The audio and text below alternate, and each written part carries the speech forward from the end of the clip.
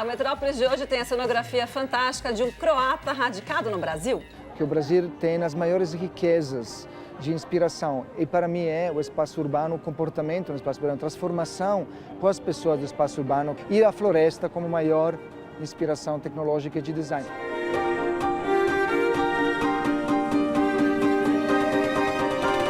A biografia não autorizada sobre Geraldo Vandré, o contestador recluso da MPB. Caminhando e cantando e seguindo a canção, somos todos iguais, braços dados ou não. É a trupe circense que muda a vida de uma ilha paradisíaca no filme novo de Lírio Ferreira. E a gente abusou da beleza da ilha e da beleza dos personagens também, da beleza da história, né? Por que é que tu trouxe o menino de volta? Qual é o problema? Fico agoniada. O passado tem mania de cobrar fiado. O Metrópolis está no ar.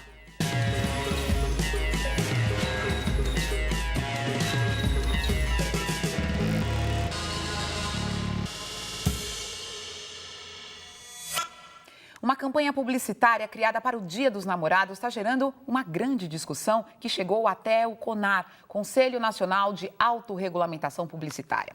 O comercial mostra o encontro e a troca de presentes entre todo tipo de casal, inclusive homossexuais. A proposta da campanha, segundo o Boticário, que é o anunciante, é abordar com respeito e sensibilidade a ressonância atual sobre as mais diversas formas de amor. Mas parece que muita gente não gostou. E para discutir essa reação contra o comercial, a gente recebe aqui no nosso estúdio, eu e a Marina, a Raquel Moreno, que é psicóloga e pesquisadora. Boa noite, Raquel. Boa noite. Tudo bem? Tudo, e vocês? Vamos dar uma olhadinha, vamos ver essa Vamos, peça então. publicitária antes? Vamos lá.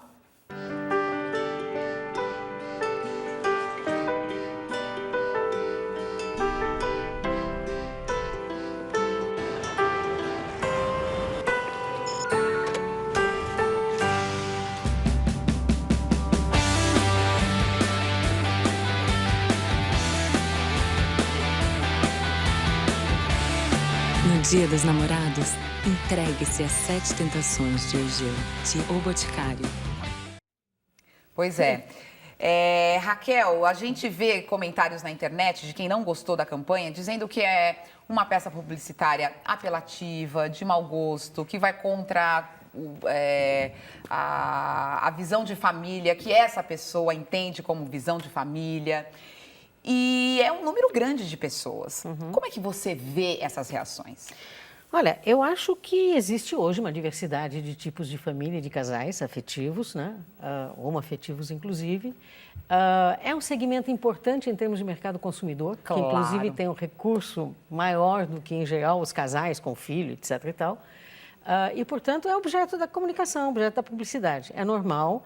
Eu achei a peça de propaganda absolutamente tranquila, elegante, de bom gosto. Não vejo nenhuma apelação nisso. Agora, eu vi também contestação dos dois lados. Eu vi contestação na rede a respeito disso, fere a imagem que a gente tem da família, que não é essa. Esse segmento também está representado, né? E eu vi, inclusive, contestação por parte do movimento negro, dizendo não tem nenhum casal negro no meio disso? Como é que é? Por quê? De novo, mais uma vez, né? Então, na verdade, todo mundo quer se ver retratado, né? E é um absurdo. Inclusive tem pessoas mais velhas, que é uma coisa que nem sempre está contemplada nos comerciais, que sempre falam da juventude, ainda mais com uma coisa de namorados, né? E eu achei interessante nesse ponto de vista também. E claro, talvez as pessoas se sintam não representadas, mas eu acho que ainda assim ele tentou ali abordar pelo menos um tipo diferente do que a gente está acostumado. Com certeza, e não é a primeira vez que aparece na publicidade. Aliás, a publicidade tem a característica de abrir caminho, porque ela tem interesse no segmento consumidor especificamente, e depois a programação vai incorporando essas coisas. Aconteceu isso com gente, com a população negra, por exemplo. A publicidade começou mostrando e depois a programação acabou abrindo um pouco mais o espaço. Mas teve propaganda de bombom, chocolate com um casal homossexual, teve do Dia das Mães, inclusive, com dois casais que adotaram crianças, etc., e eram homoafetivos. Né? Então, não é a primeira vez, mas essa parece que chamou mais atenção. Pois é, mas talvez chame a atenção porque... E aqui é uma pergunta para uma reflexão aqui. Dependendo da movimentação pela rede social, de pessoas comentando na rede social. As redes sociais hoje pautam, né, algumas discussões, né? Sim. Tem essa questão também, né? Porque o comercial não tem uma questão polêmica, assim, ele é muito, eu acho ele muito delicado. Não tem algo tão polêmico que faça com que esse barulho todo aconteça, né? Não tem nenhuma polêmica que justifique isso, né? Agora, na verdade, nós tivemos há uns dias atrás uma passeata religiosa, onde se levantou também algumas reivindicações que parecem ser quase que objeto de projeto dos evangélicos, né? Com relação à família, de novo, com relação à questão do aborto, de novo. Então, eu diria que, de alguma maneira, esse segmento está se organizando e sendo um pouco mais agressivo do que costumava ser até agora. É, claro. Você acha que você tem um movimento evangélico mais organizado?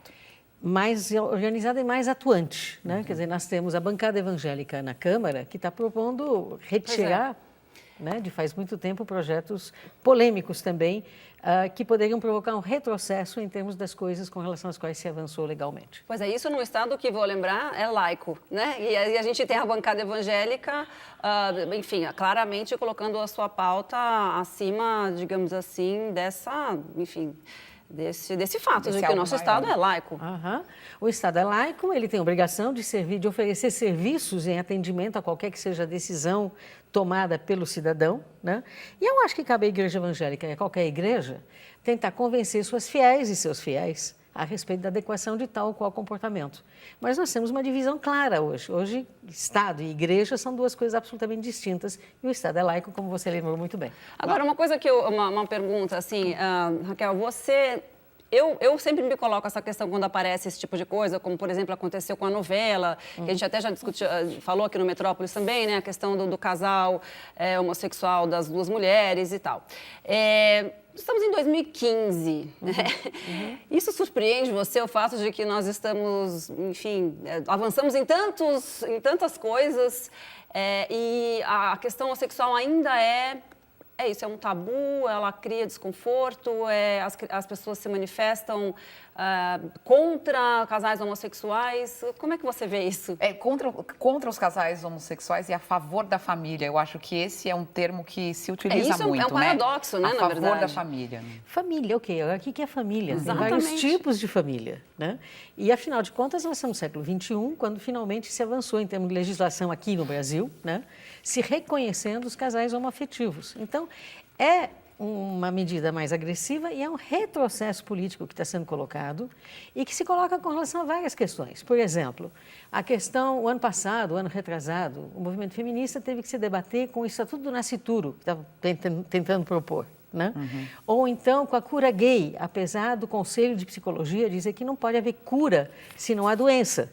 Né? E homossexualismo não é doença, claro. Portanto, não tem por que justificar a questão de cura. Mas tem interesses específicos e a bancada mais conservadora, evangélica especificamente, e de vez em quando outras religiões também se agregam a isso. Lembrando que não são só os evangélicos. Aliás, muitos evangélicos, eles abraçam, eles não são contra. O conceito de família para alguns evangélicos, eles também abrangem os casais homossexuais. O que a gente está falando é da extrema-direita ligada à bancada evangélica, né?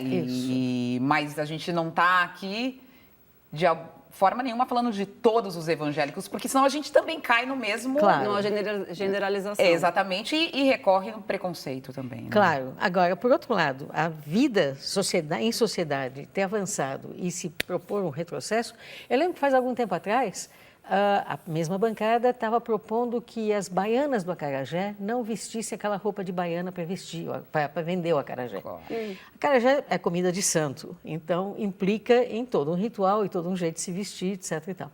Tanto insistiram, que algum tempo depois a gente soube que existia vendedoras de acarajé sem roupa tradicional, vendendo na porta da igreja o que elas chamavam de bolinho de Jesus.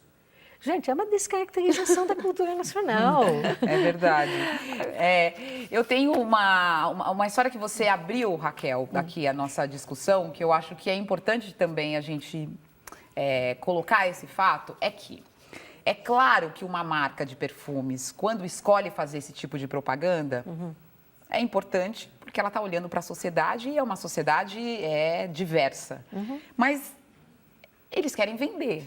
Claro. Uma publicidade é feita para vender. Sim. O comercial pode ser bonito, pode ser criativo, interessante. Pode ser engajado, né? Pode ser engajado, mas a finalidade de uma peça publicitária é vender. E essa marca colocou esses casais porque os homossexuais, por pesquisas, compram. Tem grande poder aquisitivo. Compram produtos de beleza, compram produtos de higiene. São consumidores, né? São consumidores. Então, também, para a gente deixar esse parâmetro, porque nessa discussão, às vezes, o comercial vira uma peça de uma obra de arte, uma exaltação à diversidade, mas a gente está falando de um objetivo muito...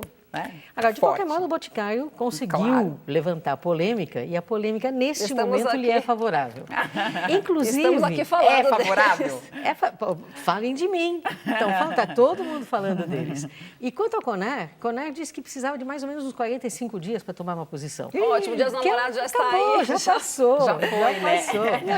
Eu queria só acrescentar uma coisa nessa coisa do consumidor, quer dizer, esse mercado é tanto um mercado em potencial, mas eu acho que tem as duas coisas. Eu acho que eles não focam só no poder aquisitivo. Eu acho que tem uma coisa também de vamos avançar no mundo, né? Eu acho que os executivos... Eu não sei, eu acredito um pouco nisso, que tem uma coisa...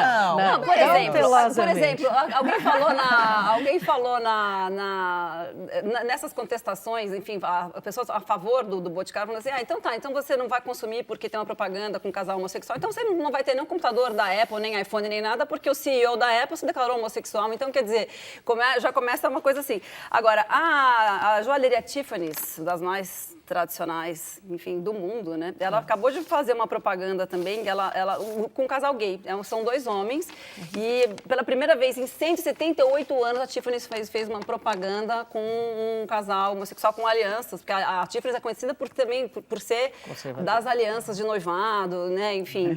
Então, eu não sei, eu acredito que o mundo esteja mudando para melhor. Em alguns aspectos, pior para em outros, mas em alguns aspectos eu acho que para melhor. Publicidade de empresas dessa dimensão, em geral, costuma ser antecedido por um pré-teste da campanha, por um pós-teste da campanha, para ter certeza de que afinou tudo direitinho e que vai ter mais aprovação do que reprovação. Né? Com certeza. Porque, afinal de contas, ninguém faz propaganda para se ferir, se autoferir. Faz propaganda para vender. É verdade. Né?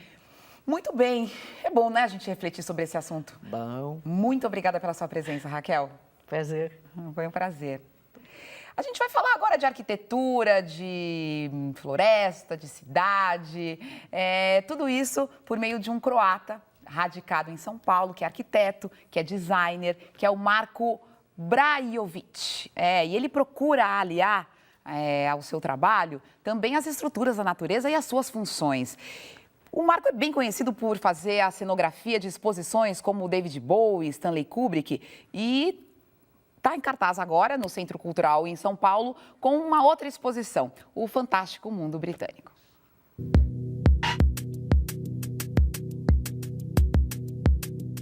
Centro Cultural São Paulo, aqui pertinho da Paulista. Acho que foi um bom local para a gente falar de arquitetura, de natureza, do seu trabalho, não, Marko? Sim, esse é um dos lugares que mais gosto. Acho esta integração da arquitetura com a cidade através desta interface natural e geométrica que este prédio tem é única.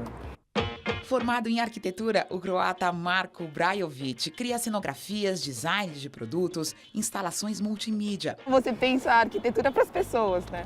A arquitetura, o design hoje em dia, quando a gente pensa, a gente não desenha para o mercado, a gente desenha para os humanos. Muitas vezes as pessoas perguntam, mas o mercado, o que pede o mercado? Não me interessa mais o que pede o mercado. Quem pergunta o que pede as pessoas, qual é a poesia que as pessoas estão procurando, qual é a funcionalidade que as pessoas estão procurando, quais são as urgências e necessidades pela qual temos que desenhar e pensar como arquitetos, designers, cenógrafos, o que seja. Né? Tem especialização em biomimética, um estudo sobre a sua maior inspiração, a natureza. O que é biomimética? É praticamente estudar estratégias da natureza, como a natureza se estrutura, se comporta, se protege, seduz. Isso é muito diferente, por exemplo, só de você integrar a natureza à arquitetura. É um processo mais profundo, né? Sim, a integração é uma consequência desse processo. O processo mais procura nas estratégias, dizemos, da tecnologia da natureza. Imagina que a natureza é um designer de 3,8 bilhões de anos. Quando me pergunta qual é o teu designer preferido, eu falo natureza, porque é um designer. Ela desenha, erra, melhora, desenha, erra, melhora. E esse tipo de processo de design que a natureza faz, é nesse processo que a gente se inspira. As ideias da biomimética estão presentes em vários trabalhos do arquiteto, como a cenografia do pavilhão brasileiro na Expo Milão 2015. Agora, o pavilhão, por si, ele tem várias linguagens, várias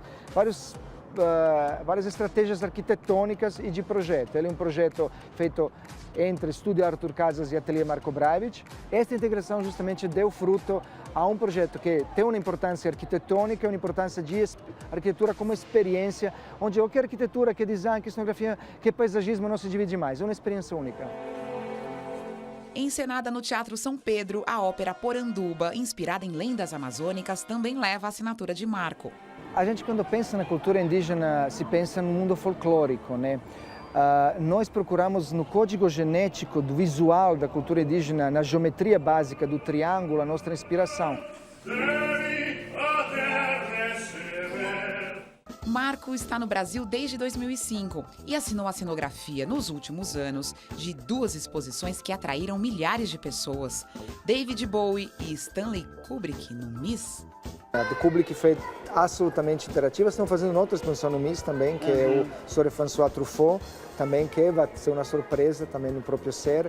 E nossos trabalhos trabalham muito com justamente esta empatia sinestésica do público com os conteúdos, sejam eles culturais, comerciais, artísticos, mas esta interface que a gente cria, né? A interação também faz parte da cenografia criada pelo arquiteto na exposição O Fantástico Mundo Britânico, em cartaz no Centro Cultural São Paulo e parte do Festival Cultura Inglesa. A gente acredita que é uma exposição é uma experiência. Esta experiência que a gente quer transmitir, a cenografia real, não, é dentro das pessoas. Agora nós criamos estes instrumentos para emerger estas sensações, esta experiência.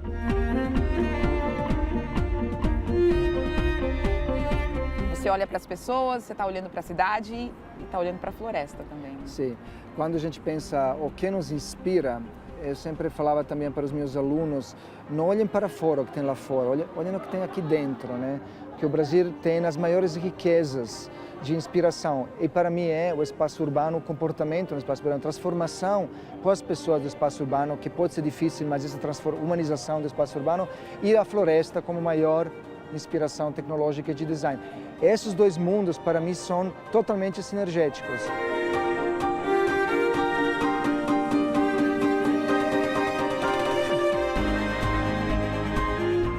A atriz Heloísa Périssé chega a São Paulo com um conto de fadas moderno e foram quase felizes para sempre. Essa é a primeira comédia solo da atriz, que também é autora do texto. No espetáculo, Périssé encarna nada menos do que 15 personagens diferentes. E ela está aqui no estúdio para falar de Letícia, de Paulo Vitor, de Loreta. Boa noite, Heloísa. Obrigada por ter vindo aqui. Imagina, obrigada a você por me receber. Prazer enorme estar aqui com você. Delícia. Então, me conta uma coisa. Primeira comédia solo. E são quantos? Já são 27 anos? 27 anos, Não sei o que me chocou mais.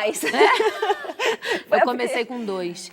Pois 2 anos de idade. Realmente, 27 anos é muito tempo, É muito tempo, é muito tempo. Você sabe que outro dia eu fui fazer um programa e aí o Ronivon, ele fez uma retrospectiva, assim, da minha vida, do que eu... Você sabe que até eu mesma me assustei? Não, uma loucura. Eu disse, caraca, bicho, eu já fiz muita coisa. Pois é. Eu mesmo levei um susto comigo mesma. Vamos começar vendo um trechinho da peça? Vamos. Pra gente... Solta aí, por favor. Nós tínhamos sonhos, a nossa vida era real. Ele me amava de verdade, eu a ele também. A gente sobreviveu a tantas coisas e continuei descendo. E quando eu virei, eu caí em frente ao quiosque natural. E ele tava lá, beijando a namorada. Porra, foi um soco na minha cara. Pensei, meu Deus do céu, não precisava ter visto isso. Será que essa é a minha resposta? Meu Deus. Foi me dando uma tristeza. Eu pensei, meu Deus, a vida é isso, o amor é isso, o amor é igual capim, você planta, você rega, ele cresce, vem uma vaca e destrói tudo! Eu acho tudo engraçado. Você falou alguma coisa da peça que eu achei que define muito bem, né? Que é uma peça sobre princesinhas que capotaram da carruagem. Exatamente, Porque eu acho que a gente faz parte dessa geração, dessa princesinha que capotou da carruagem, né? Então, amor, já ferrou ali, o salto já quebrou, já descabelou, né? E a mulher acabou tomando uma postura na vida, assim, muito, né, de tirar a espada da mão do príncipe e matar o dragão. Só que as pessoas dizem assim, mas peraí, o que você propõe? Uma volta à princesinha? Propõe uma volta a uma princesa, não necessariamente a Bela Adormecida, que tem tempo de dormir 100 anos, né? Hoje ninguém imagina a pele. Eu falo isso na minha peça. Mas a princesa que nós podemos ser hoje, que eu até digo que é a Fiona. Eu digo, eu sou Fiona, antes da transformação, tá? Claro. Não é ogra, não, é antes, magrinha, etc e tal. Mas é isso. Então, e às vezes a gente tomou lugar, assim, de certas coisas e onde nós nos sobrecarregamos tanto e que tira também outras qualidades que são nossas, né? Assim, mais femininas, mais onde dê lugar a essa mulher, né? Pois é, tem essa busca do amor ainda. Não Exatamente. importa quantas mil coisas que a gente faça, e mas o amor, tem como uma é que coisa você... essencial do ser humano. Né? Meus pais foram casados há 65 anos e a frase que eles mais diziam, mesmo juntos há 65 anos, era o seguinte, minha mãe falando, seu pai é completamente diferente de mim. Aí meu pai falava, sua mãe não tem nada a ver comigo, meu filho, nada a ver. E não se largavam. Tanto é que tem uma hora na peça que eu faço 5 personagens ao mesmo tempo. Eu faço uma família discutindo esse relacionamento. Porque o que é a Letícia, né? A Letícia, ela tem um relacionamento com esse marido que é completamente diferente dela, que ela classifica de relacionamento chiclete. Que é qual? Que é aquele relacionamento que você vai e vem, separa, volta. Aquele que você perde a moral com os amigos. Porque quando você tem esse tipo de relacionamento, você não tem mais coragem de dizer que você separou. Pra quem que eu vou ligar agora dizer que deu errado, exatamente, o que você voltou, né? E ela diz, esse tipo de relacionamento é como um roda-moinho, que sai trazendo todo mundo pra dentro, o pessoal da academia, o pessoal do trabalho, a família, e daqui a pouco as pessoas vão se inflamando com aquilo, e todo mundo, quando você vê, tá se metendo e dando opinião, também acho, agora que você separou, posso te falar, nunca gostei, quer saber a verdade, não te merecia. E por que as pessoas tomam ódio? Porque depois que você faz todo esse movimento, todo mundo se expõe bastante, o que você faz? Volta. Aí tá a pessoa sentada no bar, entra você com aquela pessoa que seu amigo acabou de detonar, cortou do Facebook, falou mal pra todo mundo. E a pessoa tem que ter aquele jogo de cintura. Eu acho que o grande segredo é esse, né? Que tem são situações, assim, que são muito comuns, e assim... Nossa, mas olha, a peça hoje em dia é quase uma peça infantil, uma peça interativa. É mais assim, aí se cutucam, um dia um casal saindo do teatro, ela olhou pra ele e falou assim, meu irmão que me contou, você é todinho Paulo Vitor, né? Ele olhou pra ela e falou, você acha, Fiona? Porque tem uma hora que ele chama ela de Fiona na peça, numa discussão. E tem essa personagem que eu estava vendo ali um trechinho agora, que é a da Loreta, que eu achei sensacional, que é da psicanalista. A terapeuta. A terapeuta, que você fala assim, qual é o segredo do casamento perfeito? Aí você fala. Ela fala o segredo do casamento feliz... permanece em segredo. Você acha que ela fuma, né? Ela faz um bico, assim. E é muito... As pessoas, assim, se identificam muito. Porque o amor não é fácil, não é fácil. Eu estava olhando a entrevista que vocês fizeram antes, enfim, e...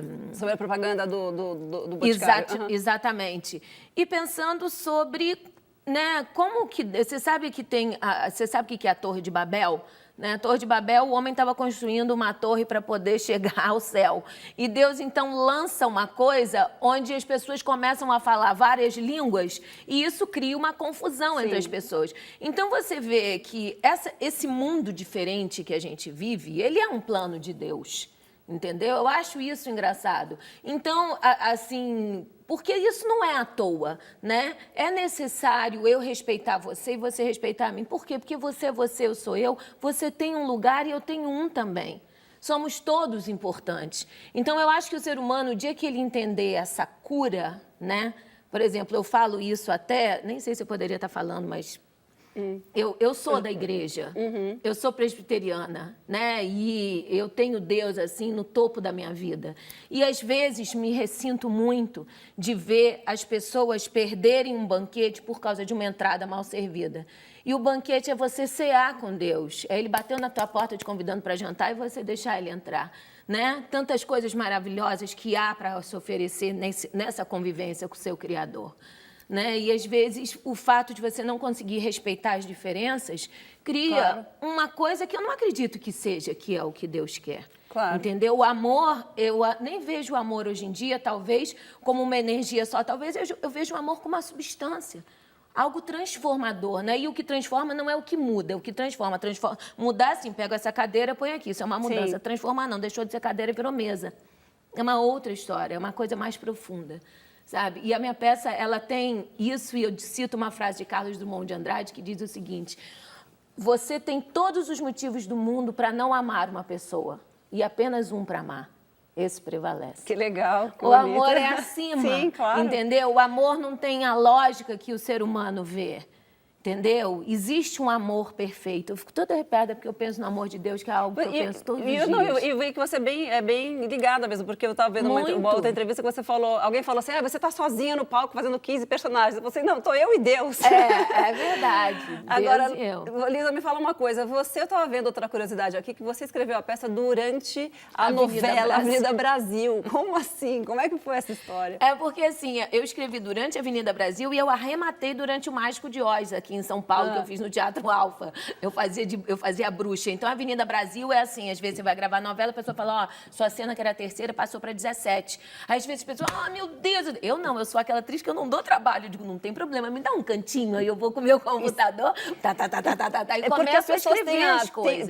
Tem a impressão de que a vida de ator e de atriz é muito glamurosa, né? Que você chega, todo mundo te aguardando, você é maquiada, você é preparada, e você entra em cena, e você faz tudo. Não, é uma espera, né? Quer dizer, espera. São horas e horas e horas. E às vezes quando você vai entrar, eu, por exemplo, já tô sem batom, que eu como batom, entendeu?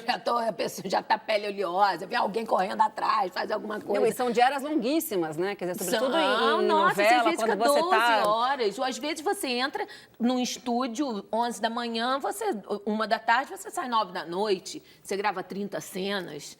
E aí, como é que você foi estudar? Sim, pois é. Eu tenho alguma história engraçada do Paulo Altran, que era uma comemoração, sei lá, de 50 anos de carreira, e aí, na hora de fazer o discurso, ele falou assim, eu queria, então, agradecer a todos vocês pelos meus 20 aanos de carreira e tal. Daí, então, assim, 50, Paulo, 50. Daí ele falou, 20 anos de carreira e 30 anos de espera. Porque isso. Verdade. Então, bom saber, assim, que você aproveitou esse tempo todo. Muito, mas eu sou a mulher do aproveitar. Eu sou aquela que não tem como não aproveitar, né? Porque eu sou mãe, sou esposa, sou dona de casa, sou tudo. Então, amor, até dentro do carro dirigindo, eu tô pensando um texto. Quando eu sento e escrevo, já tá na minha cabeça. Que legal. Eu lembro de você no Cócegas. Você ainda, sei lá, em algum evento, vocês não eram conhecidas ainda. E eu lembro de ter visto, você falou assim, gente, elas são engraçadas, elas escrevem o texto. Eu ainda achava, muito incrível. E aí, hoje, nós criamos... Anos depois, né? Desculpa, eu te cortei. Mas é porque você falando isso, eu me lembrei que nós ensaiávamos o Cócegas e a casa da Ingrid é do tamanho aqui desse platô. A casa inteira, tá? Não era o quarto dela, não. Era banheiro, sala, tá. E a gente ria tanto, porque nós somos amigas há muitos anos, né? Até jantamos juntas essa terça-feira. E ríamos tanto, que a amiga dela, que a Bianca Ramoneda, morava no primeiro andar do prédio de Ingrid. Um dia ela interfonou e falou, gente, o que vocês estão tomando? Eu também quero, vocês estão rindo muito. Sensacional. Heloísa, obrigada por ter vindo aqui. Boa temporada em São Paulo. Obrigada. Quero te convidar, faço questão, vocês e todos da TV Cultura. É sexta, sábado e domingo, não é isso? Exatamente. Sexta, 9h30, domingo sexta, 9h30, sábado às 9h, domingo às 7h30. Agora é uma curtíssima temporada. Eu acabo agora dia 28 de junho. Então tem que aproveitar, correr. Tem mais 2 semanas praticamente. Obrigada. Daqui a pouco, a biografia não autorizada sobre Geraldo Vandré, um músico que escolheu a reclusão depois de desafiar a ditadura. Até já. Caminhando e cantando e seguindo a canção, somos todos iguais, braços dados ou não, nas escolas, nas ruas, campos, construções, caminhando e cantando e seguindo a canção.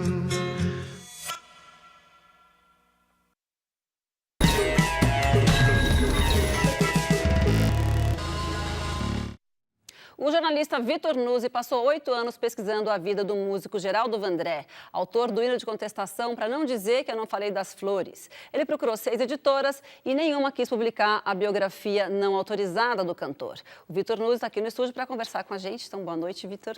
Boa noite, Marina. Obrigado pelo convite. Eu queria que você me... vou mostrar aqui a capa do livro. Queria que você me contasse um pouco dessa história. Você, então, passou 8 anos pesquisando na esperança de publicar o livro, enfim, por uma editora, enfim, tudo conforme... Mas o livro, assim, coincidentemente, eu comecei a fazer esse livro, a pesquisa, na época da polêmica das biografias não autorizadas. Quando você começou 8 anos atrás, em 2007? Mais ou menos. Em 2006, o Paulo César de Araújo lançou o livro do Roberto Carlos, Sim. que foi embargado no início de 2007. Então, foi em plena polêmica das biografias que ainda não se resolveu, né? Então, assim, eu procurava, para algumas editoras quem eu apresentei o projeto, a primeira pergunta que era feita foi essa: é autorizado? Não, não é autorizado. Então, algumas nem queriam ver o conteúdo, Sim. né? Entrou nessa... Mas, assim, eu persisti assim mesmo, resolvi continuar, porque eu achei que era um personagem importante da nossa música, da nossa cultura, que é pouquíssimo conhecido nos dias de hoje. Então, né? ele é pouquíssimo conhecido, inclusive por culpa dele próprio, né? Culpa assim, entre tô brincando, mas é porque ele é muito recluso, né? Então, aliás, a gente até se fez um VTzinho para você em casa aqui. Geraldo Vandré, sei, mais ou menos, sei, não sei. Solta aí, por favor. Caminhando e cantando e seguindo a canção, somos todos iguais, braços dados ou não, nas escolas, nas ruas, campos, construções, caminhando e cantando e seguindo a canção. Vem, vamos embora, que esperar não é saber. Quem sabe faz a hora, não espera acontecer. É muito emocionante, eu fico emocionada toda vez que eu ouço essa música. Acho que é por causa da história do Brasil mesmo, né? Que a gente, eu acho que qualquer pessoa que conheça um pouco da ditadura e que tenha se familiarizado, né, com os fatos e tal, quando ouve essa canção, eu não sei, eu fico sempre muito emocionada. Eu queria que você me falasse, Vitor, por que porque você descreve você mesmo como um obcecado, como se fosse uma obsessão essa história de você escrever a biografia dele. Eu queria que você me falasse um pouquinho sobre isso. Eu conheci o Vandré, ou Geraldo, né? Porque às vezes ele não gosta de ser chamado de Vandré, prefere ser chamado de Geraldo, em 1985, exatamente 30 anos, quando eu era estudante de jornalismo. Você conheceu ele pessoalmente? Pessoalmente, fui à casa dele algumas vezes, né? A mim sempre interessava... O Geraldo Vandré faz parte daquela geração de músicos dos anos 60, da classe média urbana, que participou dos festivais, que começou fazendo bossa nova. O Vandré também começou fazendo bossa nova junto com Carlos Lyra, mas todos eles, ou boa parte deles, teve problemas com a censura, com a ditadura, deixou o Brasil, mas todos eles voltaram, né? O Chico retomou sua carreira, o Gil, Caetano, ou seja, todos eles, menos o Vandré. Ele retornou ao Brasil, mas jamais retomou a carreira dele. Então, o meu ponto de partida desse livro é o do não retorno do Vandré, né? Porque todo mundo voltou ao Brasil, menos ele, né? Do ponto de vista artístico. Ele nunca mais gravou disco, nunca mais fez show, rarissimamente dá entrevista, né? Então, a tendência é que as pessoas vão esquecendo dele, né? Porque as imagens que a gente viu, né? A última imagem dele num palco, é de 1968, foi uma das imagens que apareceram ali, cantando Pra Não Dizer Que Não Falei das Flores, na final do Festival Internacional da Canção. Sim. E você descobriu alguma coisa, a razão pela qual ele não quis mais? O que você, nesses encontros com ele, o que você... Os encontros são muito... O Geraldo é uma pessoa muito imprevisível, né? Muito impulsiva e, ao mesmo tempo, muito retraído, né? O que eu acho que eu tento avançar um pouco nesse livro são as circunstâncias do retorno dele ao Brasil, em 1973. Ele teve que haver uma negociação entre o governo e a família para que ele pudesse voltar. Ele ficou quase 5 anos fora e isso tinha algumas condições, né? Uma das condições era não cantar, né? Então, isso interrompeu a carreira, né? O título do livro é Uma Canção Interrompida. é o Caminhando, Sim. né? Esse é exatamente. Faz a referência à canção, mas também Uhum. faz referência a uma carreira que acabou no auge, né? Porque Caminhando foi o grande momento do Vandré e, ao mesmo tempo, foi o fim da carreira dele. E você aponta algum outro fator pelo fato dele, assim, em 84 a gente teve a abertura, ele poderia ter voltado a cantar 10 anos depois, ou 11 anos depois, ou enfim... Tem uma outra questão que envolve o Vandré, que quando ele voltou, ele era funcionário público aqui no Brasil, foi cassado depois do AI-5 e trazido de volta para o serviço público com base na lei da anistia, que é uma coisa que ele não aceita até hoje, porque ele argumenta que não é um criminoso, portanto não pode ser anistiado. Sim. Né? Então, até hoje, ele reclama na justiça, porque ele gostaria de ser reconduzido ao serviço público com base no Estatuto do Servidor e não com base na lei de anistia. Então, esse é um dos motivos pelos quais ele não volta a cantar. E há uma questão dele também com a sociedade, ele acha que foi, de certa forma, usado, né? Ele era tido como um líder da esquerda, coisa que ele nunca foi, né? Ele fez um hino revolucionário e acho que as pessoas esperavam dele mais do que ele era realmente, que ele era um cantor, um artista. E você tentou falar com ele agora? Como é que foi o seu contato com ele falando, olha, estou escrevendo uma biografia sobre você, eu quero contar essa história. Como é que ele reagiu? Quando eu resolvi escrever o livro, que isso quando ele tinha há 10 anos, quando ele completou 70, em 12 de setembro próximo vai completar 80 já, ele foi a primeira pessoa quem eu procurei. Primeiro por cartas, porque ele é uma pessoa que não usa muito o celular, usa só de vez em quando. Ele é um recluso. Em horários determinados. Ele é consistente, digamos assim, consistente, né? Quer dizer, ele é olha, coerente, eu estou na minha, não quero celular, eu não quero e-mail. E-mail, então. Mas quando eu consegui falar com ele, depois de algum tempo, ele disse que não tinha interesse e que se ele quisesse um livro sobre Geraldo Vandré, ele mesmo escreveria. Né, que é uma coisa que não vai acontecer nunca. Sim, imagino que não. Imagino que ele não está muito interessado. Eu imagino que não também. E aí, bom, mesmo sem ele, eu resolvi continuar no projeto. Entrevistei muita gente, fiz bastante pesquisa que eu já vinha feito desde a época de estudante, né?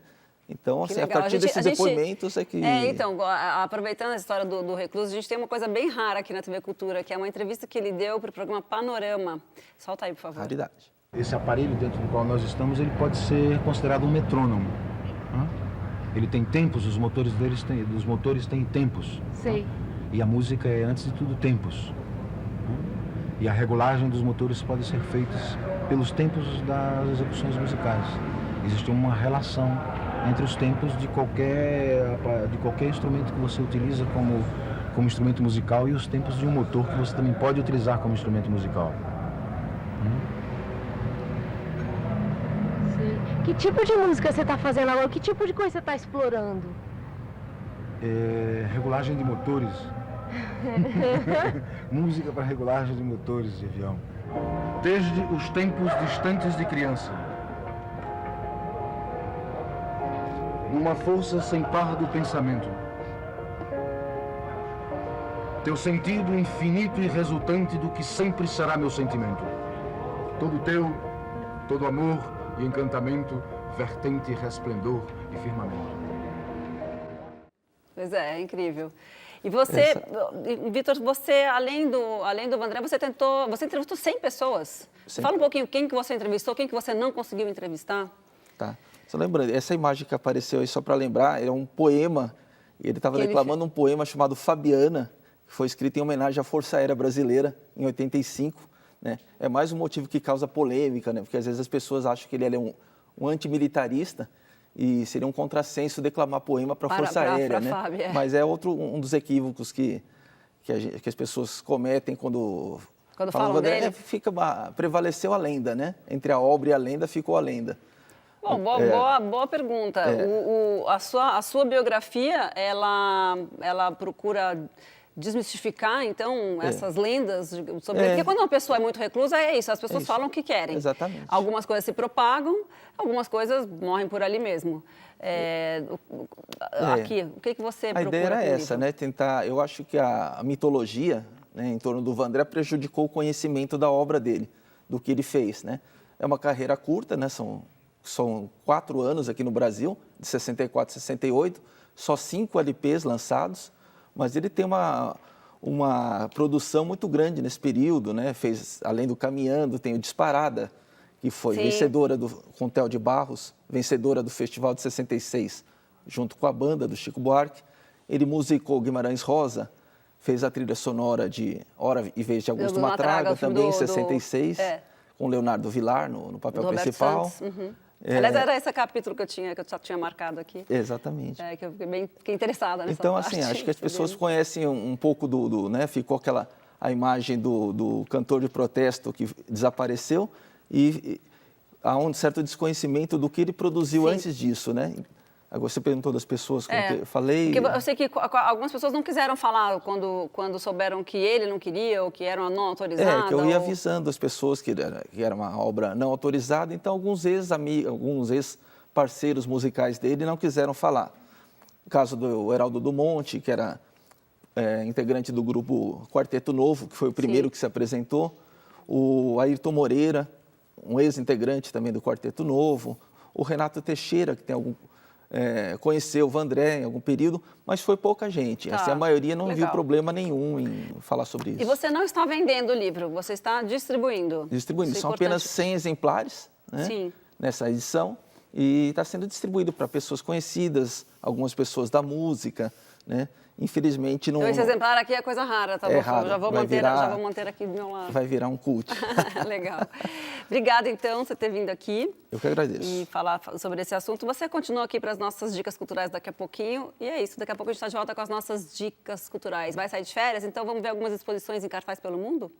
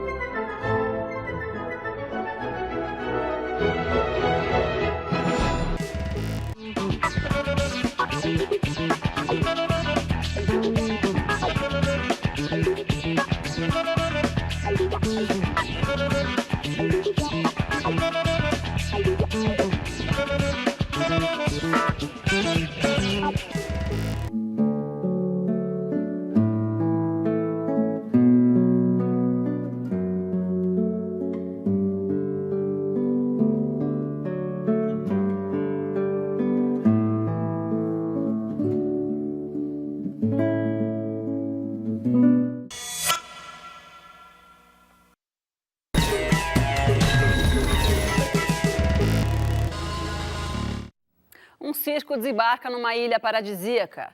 Entre o atirador de facas e o homem mais forte do mundo, Zola, o homem-bala, reencontra sua família de quem estava afastado há muitos anos. A partir daí, a gente tem a história de Sangue Azul, terceiro longa-metragem de ficção de Lírio Ferreira, que dirigiu Baile Perfumado e Árido Movie. Eu conferi a pré-estreia e conversei com o elenco. Um circo dentro da ilha de Fernando de Noronha. E a gente abusou da beleza da ilha e da beleza dos personagens também, da beleza da história, né? Por que é que tu trouxe o menino de volta? Qual é o problema? Fico agoniada. O passado tem mania de cobrar fiado. A Rosa é uma mãe que não se explica muito. Ela é uma mulher de lá da ilha e tem 2 filhos, o Pedro e a Raquel. Ele vai embora porque a mãe praticamente expulsa o filho da ilha porque tem uma relação incestuosa com a irmã, né? E depois de 20 anos ele volta como Zola, o homem-bala do circo, né? E existe esse reencontro dos irmãos para resolver algumas questões do passado. A gente não sabe o que acontece. Nem os deuses mais poderosos conseguem impedir o que está acontecendo. Como é que foi essa aventura de filmar em Fernando de Noronha, fazendo o papel de uma mãe pernambucana, com sotaque? Ficava gravando o Lírio, fala essa frase. Aí ele, me deixe, mulher. Aí eu, grava, por favor. Aí eu ficava lá ouvindo. No dia seguinte, ele, sabe aquela frase? Aí eu, o que, Lírio? Eu vou mudar. Ai. Mas esse universo do circo, como é que foi pra você, assim? Como é que você... Eu sou casado há 15 anos com uma circense. Apesar de eu não ser um praticante, eu convivo com essas pessoas e entendia bastante. Para mim era uma honra representar toda essa nova geração aí, né? O Plírio, quando me convidou para fazer o filme, ele falou, você tem quantas horas? Eu falei, quantas horas o que ele? De mergulho. Eu falei, não tenho hora nenhuma de mergulho. Aliás, eu nunca tinha mergulhado. Não. E eu lembro que eu fiz aula de mergulho com um fotógrafo, com o Maurinho Pinheiro. E eu falei pro Maurinho, Maurinho, é o seguinte, se não der certo, a gente não fala pra ninguém se dá mais uma chance, tá? Porque a gente não pode perder esse filme, morar em Noronha... E pra você não é difícil fazer cena de sexo, eu já vi você em vários filmes. De vez em quando rola alguma coisa assim, né? Cena de sexo sempre é aquela coisa, né? Mas o Lírio deixou muito suave, assim, e as cenas são lindas, né? E beijar na boca do Peré foi maravilhoso. Eu escutei um eu te amo, porra. Eu te amo, boa. Não é só você, Sônia Braga, não é só vocês. Eu também tenho o meu eu te amo, porra.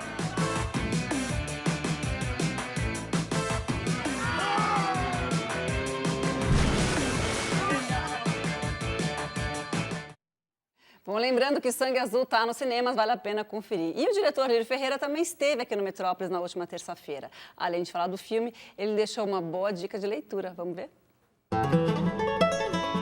A minha dica hoje é assim, eu sou Lírio Ferreira e na verdade não estou lendo, eu estou relendo Angústia, de Graciliano Ramos. Graciliano Ramos, para mim, é um escritor extremamente cinematográfico, no sentido de que ele tem um poder de síntese absurdo.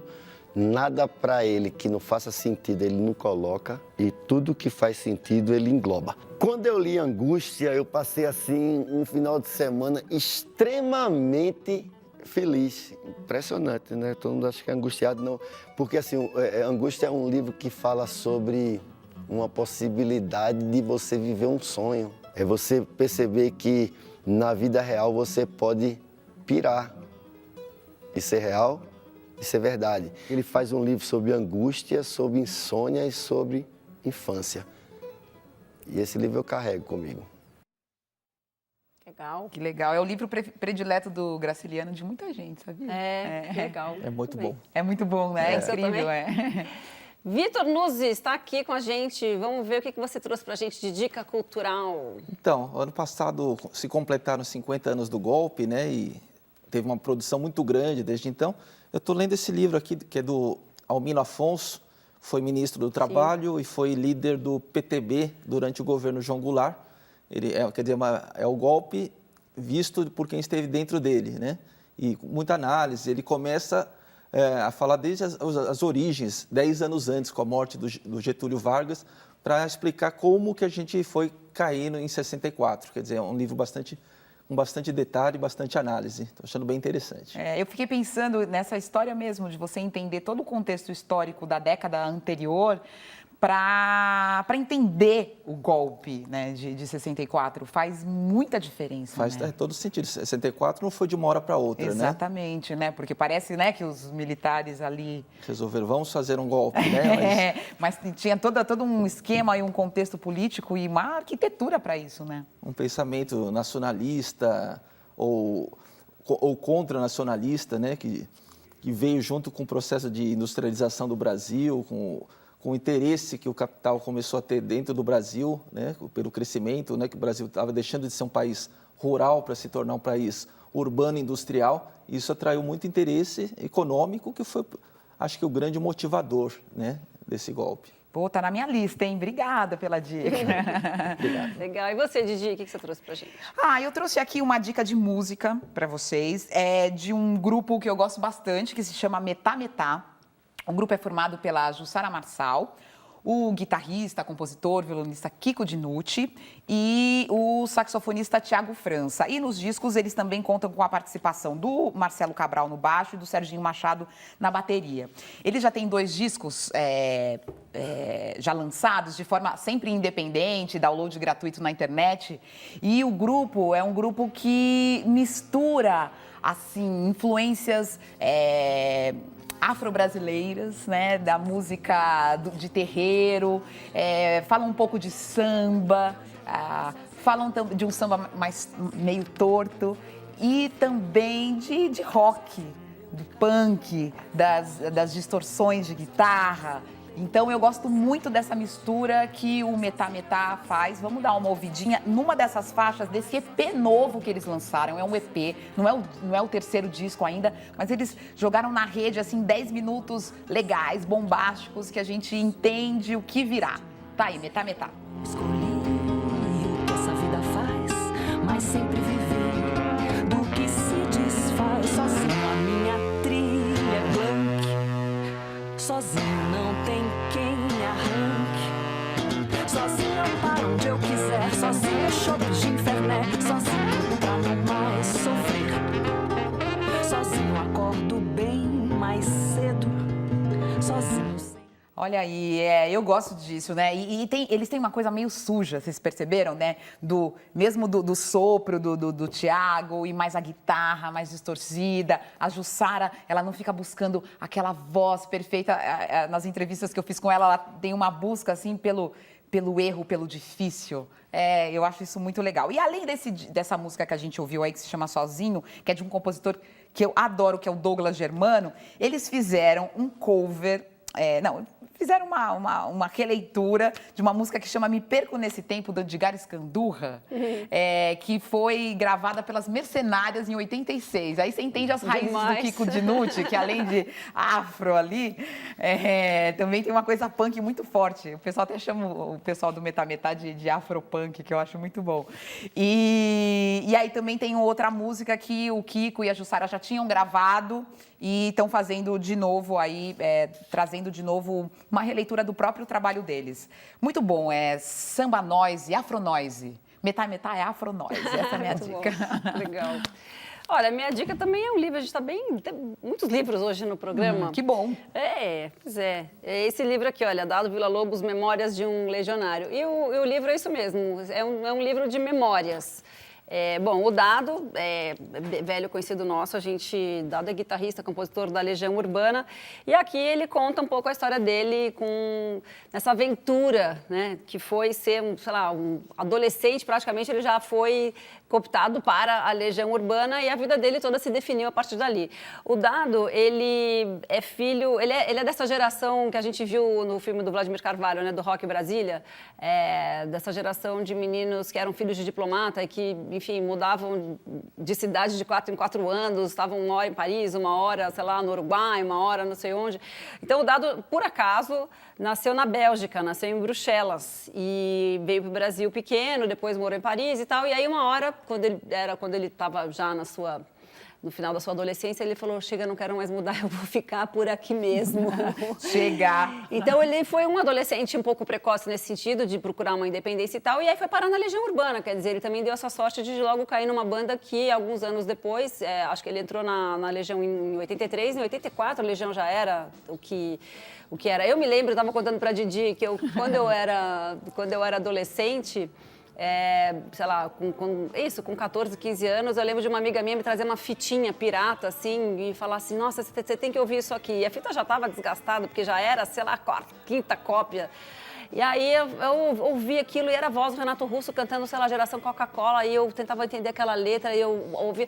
E eu achei aquilo, assim, uma coisa do outro mundo. Eu falei, não, esse cara tá fazendo música para mim, tá falando de mim. Ele entrou na minha cabeça e tá adivinhando os meus sentimentos. Eu achava era muito impressionante, né? E esse impacto que eu acho que a minha geração foi muito marcada pela Legião Urbana, assim, sobretudo, acho que pelas letras e essa coisa da voz do Renato, muito, muito para dentro, muito essa coisa grave e tal. Uma visão pessimista, às vezes, clipes, né? Muitas vezes pessimista, mais realista, mais crua, né? Angustiada. Muito angustiada, que eu acho que tem essa coisa do adolescente, acho que são várias coisas ao mesmo tempo, né? Mas eu acho que o adolescente tem uma coisa de uma angústia muito forte, assim. E o Dado conta esses bastidores, é em primeira pessoa o livro? Ele conta tudo em primeira pessoa. Ele começa contando, inclusive, da morte, de como ele recebeu, né, a notícia da morte do Renato Russo. O Renato morreu com 36 anos, ele era muito novo, né? Muito novo mesmo. Muito jovem. E fez tanta coisa ao mesmo tempo, né? Ele tão novo, mas ainda assim fez tanta coisa diferente. E o Dado, hoje, é um cara que acho que tem o quê? Vai fazer 50 anos, nem fez 50 anos ainda, quer dizer, tem uma história, né, que se ela parece que faz tanto tempo, mas não é tanto tempo assim. Tudo bem que ele era muito pequeno, né? Muito criança, assim, quando tudo começou, mas é incrível. E aí, bom, é isso, eu acho que vale pela curiosidade, assim, tem muitas histórias, sobretudo, assim, do começo, de como foi, a gente tem várias fotos, assim, por exemplo, fotos do primeiro show em São Paulo, no Napalm, nossa, quem lembra do Napalm? Em 83. Foi a página que eu separei aqui, falando que nessa época já era muito importante os músicos terem uma cara, né, de gravarem, a gente estava vendo aí um clipe, mas era isso mesmo, assim, de como era importante tocarem na televisão para terem um trabalho divulgado e tal. É muito legal, gente. Recomendo. Dado Villa-Lobos, Memórias de um Legionário. Foi um dos melhores shows da minha vida. Pois é. Olha, vou confessar não, tudo certo. Eu era do fã-clube, Legião no coração dos paulistas. Não, é demais. É muito legal mesmo. Bom, a gente vai encerrar o programa de hoje, então, com um clipe novo da banda norte-americana Imagine Dragons. É uma versão remix da música Shots, produzida pelo DJ norueguês Broiler. Bom, nesse vídeo você vai ver o quarteto aí aprontando na terra natal deles, que é Las Vegas. Então, é isso aí. Obrigada, então, Vitor, por ter vindo aqui para falar com a gente. E boa semana a todos. Até. Até. Am I out of touch? Am I